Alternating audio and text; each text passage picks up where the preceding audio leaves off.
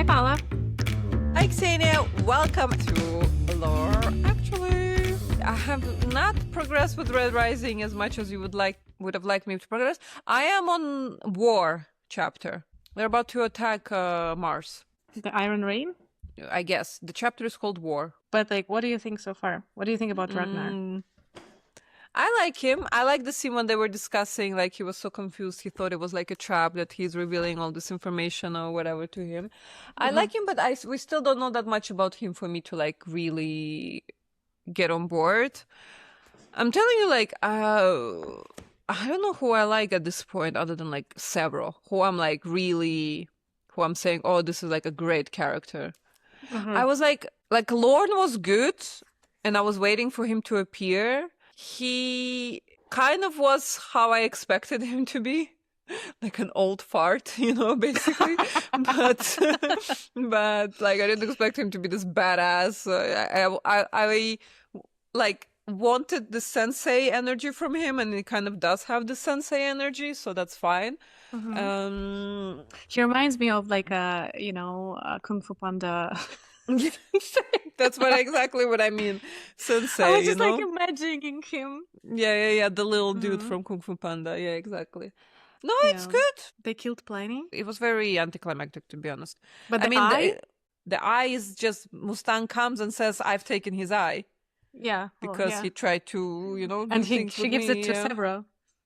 Yeah, she gives it to Severo. Yeah. I don't know. The pacing of this book bothers me because it accelerates. It's very, very, very good, and then we're like stagnant for several chapters, and then again it's like very, very, very good, and then again it's like I don't like this pace in books. I need like a gradual incline.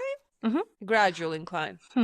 Interesting, because for me it was like something new, because like I also like I got used to like gradual tension, building up for like one big explosion. But here it's not like that. I think that's why people say that he's like kind of doesn't go by the genre expectations and stuff. So when you have this action, I felt like you need to rest after the action. That's why the pacing is a bit slower afterwards, and then it picks up. I think the issue I'm having is that there's something preventing me from being really invested in these characters, like I would in the previous kind of books I've read. I've like big series I've read. I don't know if it could be lack of romance. Maybe I'm missing, like, since it's such a long journey. I'm kind of missing the romance of it all. Yeah, you will get more in the third book. I'm failing to like Darrow. And I think if you don't like him, you're kind of not on board with Why don't you like Darrow? It's not like that's the problem. I don't have any feelings about him. Like, it's strange. It's a strange feeling. I've never had this with with the protagonist, because it's either like I really like them or I severely dislike them. I feel like exactly it's what I've said. Like, I almost want him to be more unhinged or have more rage or something, or just be more emotional. Like, I feel like he's not emotional enough. Maybe that will change in the end of the book. Because you could say, oh, it's a gold trade, but I don't think. I think, for example, Rogue is an emotional character, and he shows emotion and he vocalizes emotion very freely, and you can see, like, we can sense through the pages, like, pain and disappointment and like hurt. And with Darrow, I don't know, like, we even don't really get the whole thing with the Mustang. Like, there's no development on, not even like on the romantic part, but on the fact that she was like with Cassius for a year or 2 years, something like that. And I mean, she didn't like run straight to Cassius. No, not Darrow, straight, but I think they come in like as an established couple. They don't come like, oh, we just got together, to this ball situation. I feel like when she said that she had an agenda, by being with him. Yeah, but I kind of wish that he was a bit more petty about it. This is the thing. It's like, it's kind of too, everything is like, yes, everything makes sense. Like, we understand feelings. Like, I need them to be a bit more human. Like, he's almost too perfect in his reactions. Like, be human. Oh no, like, I mean, be petty, You're still in his character development era. Yeah, I guess.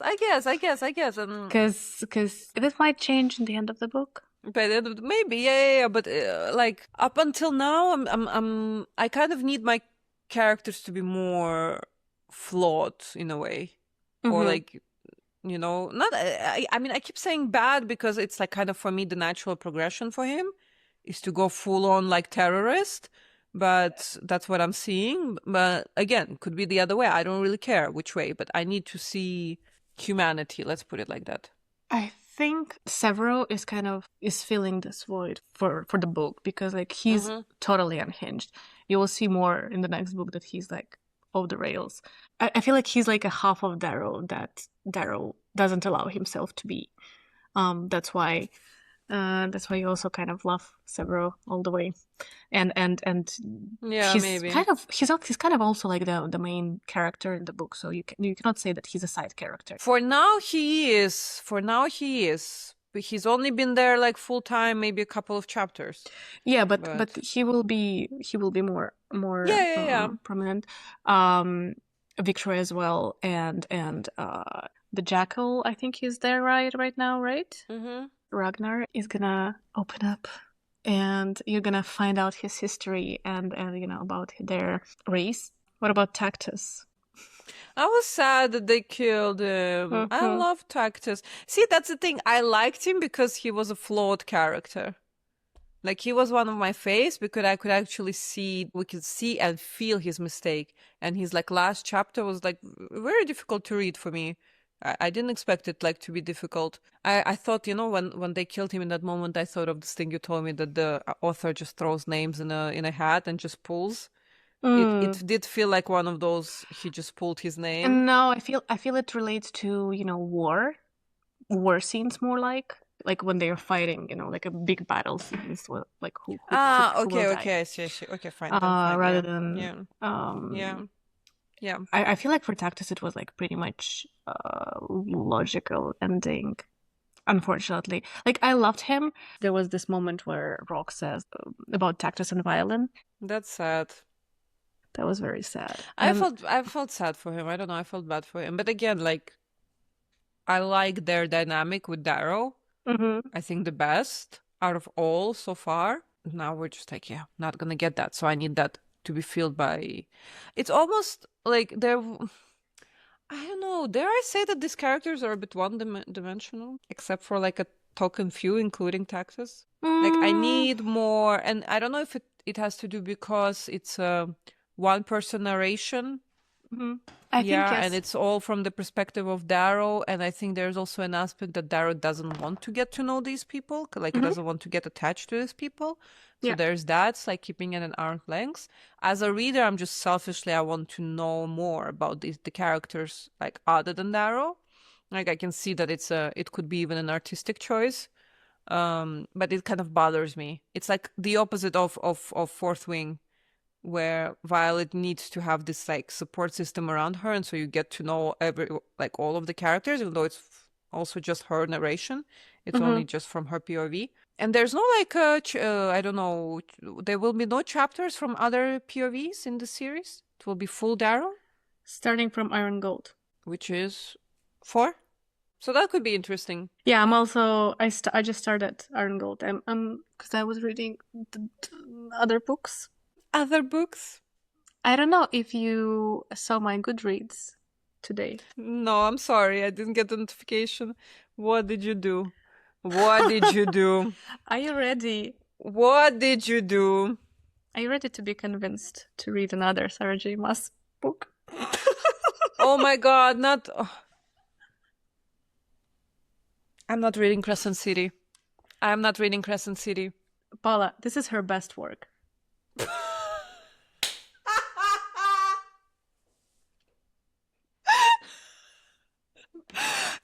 Okay, if this isn't the podcast for everyone that's listening, Ksenia spent years, okay, telling me that Throne of Glass is the best piece of literature to ever fucking grace this planet Earth. Okay? What? I never said that is the best piece of literature. You're obsessed with Throne. What are you talking about? You were saying like the Kingdom of Ash is one of the best books. What are you talking about? I never said no. Come on, like there should be a disclaimer. Backtracking. Backtracking. There should be a disclaimer, but one of the best fantasy Isn't this a series. romantasy also, this Crescent City? Yes. So, you're saying that it's better than Throne of Glass? I think this book is her best book, yes. Oh my God. Jesus. 5 out of 5 for me. What? First Crescent City book, 5 out of 5. I'm not joking. For Taylor Swift's cousin, Sarah J. Maas? 5 out of 5. Mm-hmm. No chance. It's on par with Queen of Shadows for me. My God. Mm-hmm. I'm as surprised as you are. I was just like, what is this thing? Is this true? You have to read Crescent City before ACOTAR 6 comes out? Apparently, yes. Why? Why are we merging all these universes? Isn't Crescent City like modern day? Because they're all in the same universe. Like, they are all in the same world. Yeah, but isn't Crescent City like modern? There's guns and shit? And yes, it's urban There's fantasy. guns! Ksenia, there's guns! It's Paula. Sarah J. Maas and there are guns! Paula. No! Urban fantasy is my, least favorite genre of fantasy. And I'm saying that this book... I don't think I've ever read an urban fantasy. This is my least favorite genre of fantasy. Mm-hmm. I really don't like urban fantasy. And this book was 5 out of 5. My God.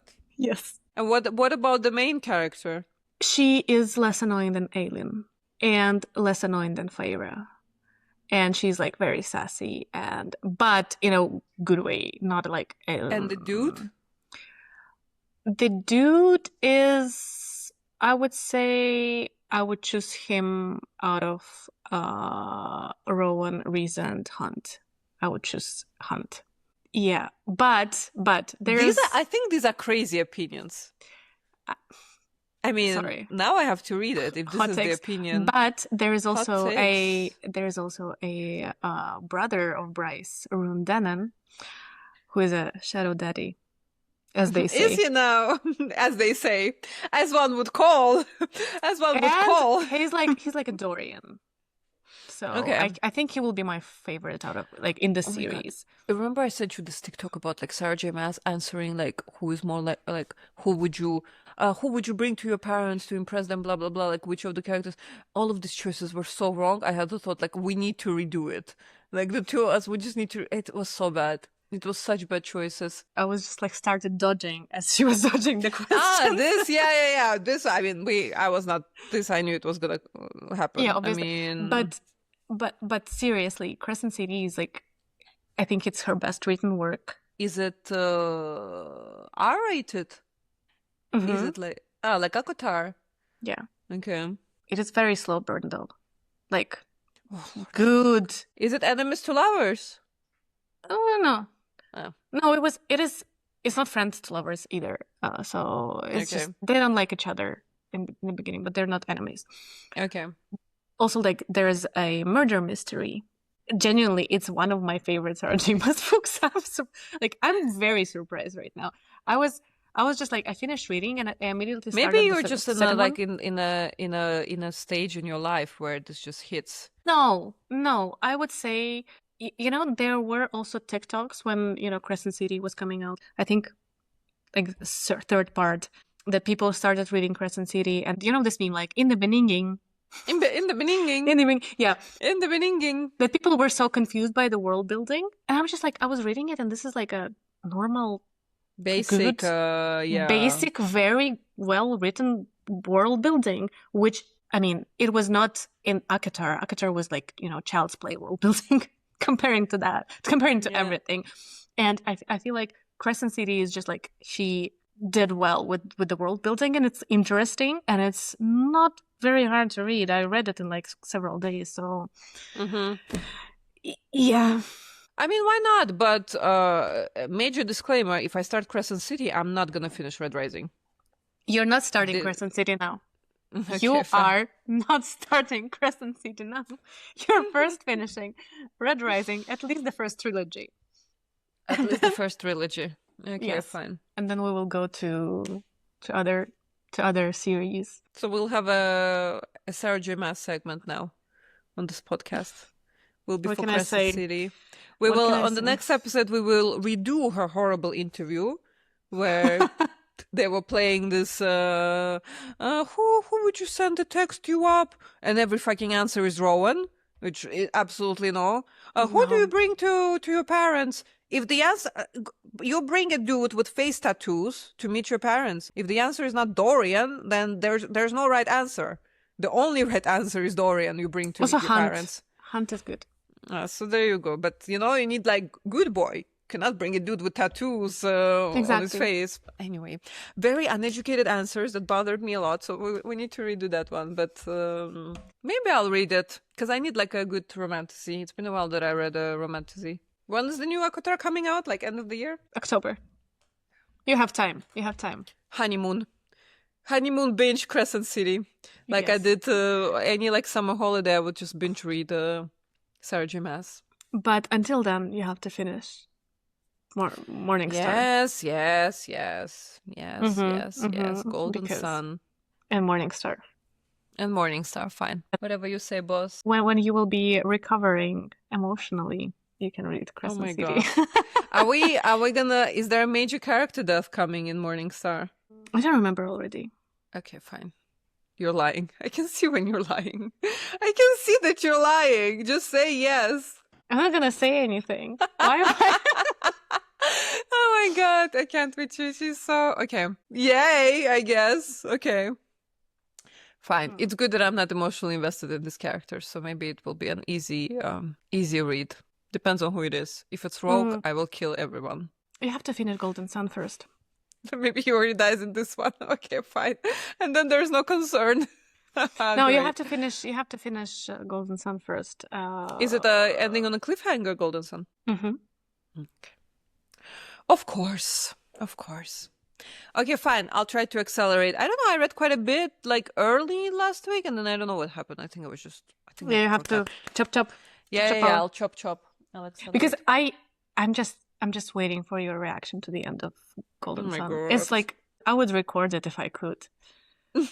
I can call you when I read it if you want. Just FaceTime you. Yes. You just FaceTiming while reading a live stream of lore. Actually, I will finish. So you would. We'll see who actually wants this live stream. I know there are people who would be interested in my Golden Sun reaction. Starting from literally last several pages. That's several pages. 3 so pages. I'm still quite far. Fine, boss. Yes, fine. Meanwhile, I'm gonna be continuing to read Crescent City. Crescent City. I already read our book club pick of the month, and I can recommend it, to be honest. Between Two Fires. And it was an amazing book. It's about medieval France. I think I told you about it. And it's by Christopher Bullman, and it's set during plague in France. Yes. It follows a knight and a young girl on a journey to Paris and then Avignon, and basically there is kind of... Why are you laughing? I'm sorry, I'm laughing. I googled Between Two Fires. The second link after Wikipedia is just Reddit. What's all the fuss with Between Two Fires? It's like the first... Yes. The first link, I gave it 3 out of 5. Liked it overall. Definitely not as much as all of the people who recommended. It's like literally the next link after Wikipedia is a Reddit. What's the fuss? Okay. So basically, yeah, there's a knight who's very funny, whose name is Thomas, and a young girl whose name is Delphine. It is a fantasy, I would say, book, because it's about like heaven and hell, and there's like demons and angels like fighting, but also like it's like super funny. It's like very like dark humor because there's plague and like demons and all of this shit. And it was such a nice book. I cried in the end because it was like so nice. But I didn't expect to like it that much because I think it was 5 out of 5 for me.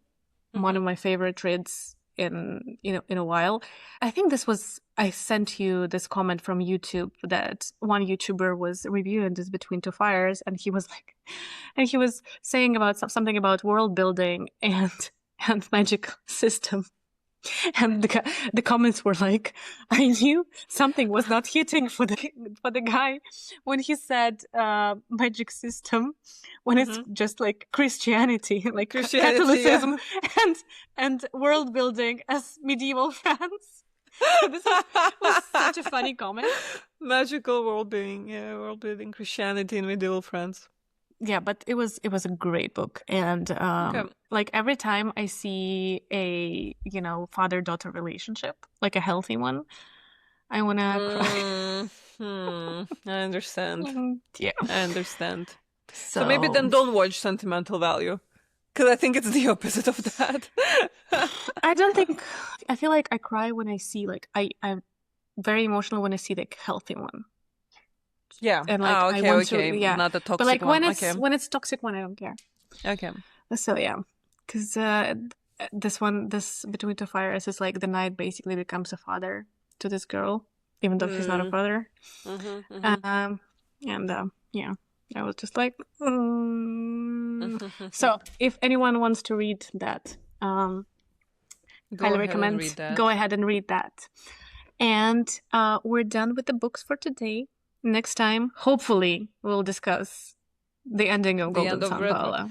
Golden Sun, yeah. Fine. Not all the Red Rising trilogy. Just Golden Sun. Fine. Please. I'll need to put a reminder so that in case I'm behind, I like binge it before the podcast. Because I don't have that much left, yeah. So, yes, thank you for listening. Thank you, Paula. All. Bye. Bisous, Bye. bisous.